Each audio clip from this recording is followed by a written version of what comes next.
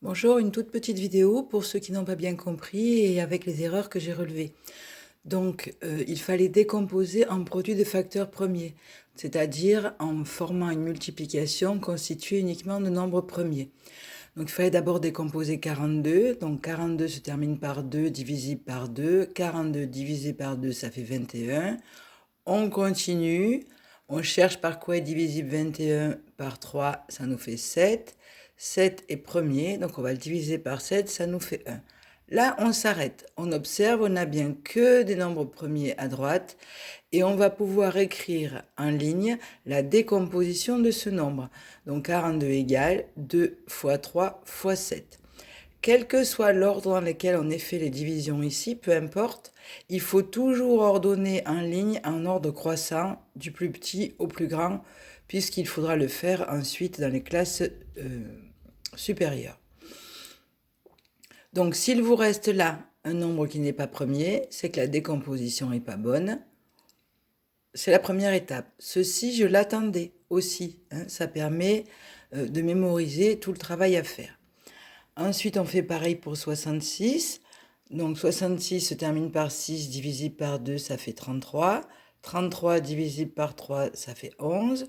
11 divisé par 11, qui est un nombre premier, ça fait 1.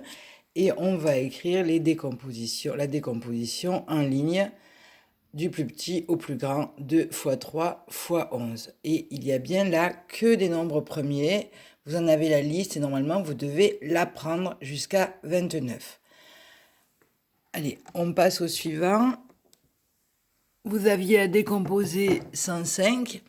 Donc 105 qui se termine par 5 est divisible par 5. 105 divisé par 5, 21.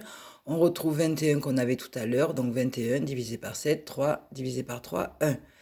Donc on les reprend. Vous voyez, moi j'ai fait 5, 7, 3. Il n'empêche que je vais les mettre dans le bon ordre ici, en ordre croissant. Donc 3 d'abord, fois 5, fois 7. On passe au suivant, 165. Donc pareil, il se termine par 5. On peut prendre la calculatrice, c'est pour faire 165 divisé par 5.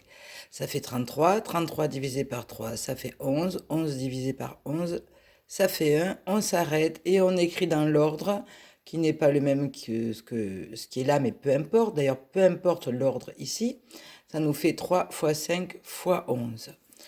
On continue. On avait 180, donc il est pair, il se divise par 2. 90 qui est pair, qui se divise par 2. 45 qui se termine par 5, qui nous font 9. 9, je peux encore le diviser par 3, ça nous fait 3. 3 divisé par 3 égale 1.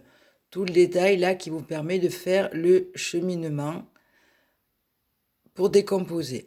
Donc ensuite, on écrit ce qu'on a trouvé, 2 fois 2 fois 3 fois 3 fois 5, et on va regrouper tous les deux ensemble. Même si vous en avez mis un au début, un à la fin, vous les regroupez. Comme il y en a deux, ça fait 2 puissance 2 ou 2 exposant 2. Pareil pour les 3, 3 exposant 2 ou 3 puissance 2 fois 5. 72 maintenant. Pareil, c'est un nombre pair, il se divise par 2, ça fait 36, qui se divise par 2, ça fait 18, par 2, ça fait 9, et on continue, 3, 3, 3, 1. Une fois qu'on les a, on les écrit tous dans l'ordre, et on regroupe. On a 3 fois le 2, ça nous fait 2 exposant 3. On a 2 fois le 3, ça nous fait 3 exposant 2. Allez, les derniers. Donc on avait 77. Alors on a cherché, il n'est pas divisible par 2, il n'est pas divisible par 3, il n'est pas divisible par 5. On continue. On aurait essayé 7, puisqu'il n'y a pas vraiment de critères pour trouver la division par 7, ou du moins c'est trop compliqué. On aurait commencé par 7, on aurait eu 11. Donc moi je sais que 77, quand j'ai un nombre avec des unités, des dizaines qui sont les mêmes, c'est que je peux diviser par 11. Donc 77 divisé par 11, ça fait 7. 7 est un nombre premier, ça fait 1. Mais peu importe l'ordre ici. Ce qui compte, c'est l'ordre que vous allez mettre après. 77, c'est donc du plus petit au plus grand, 7 fois 11. 110, 110 c'est dans la table de 11, ça nous fait 10. 10, je vais le rediviser. Par 2, ça fait 5. 5 est un nombre premier, 5 divisé par 5, ça fait 1. Et je les ordonne. Voilà, qu'est-ce qu'il faut retenir? Eh bien, il faut penser à ordonner, il faut penser à détailler. Et il faut vérifier que dans les décompositions, on n'ait que des nombres premiers. Voilà, prenez la correction sur votre cahier et mettez-vous aux exercices suivants. Bonne journée!